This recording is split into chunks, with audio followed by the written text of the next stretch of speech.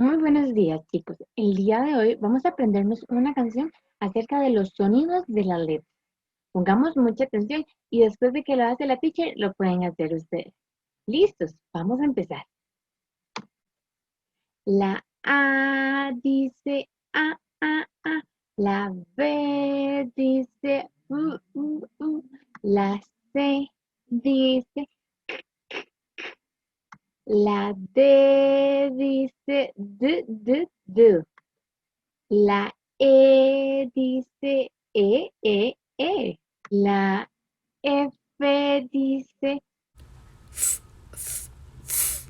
la G dice G.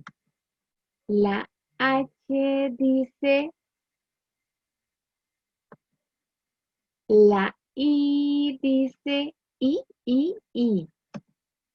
La J dice K. La K dice, la L dice U. La M dice mm. La N dice mm. La ñ dice ño. La O dice o. La P dice pu. La Q dice k.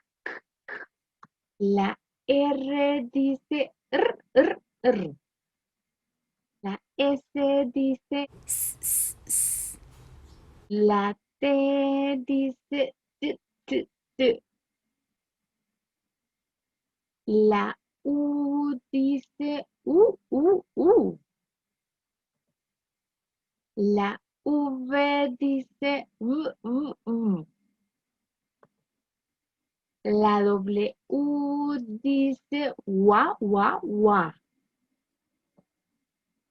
La X dice s.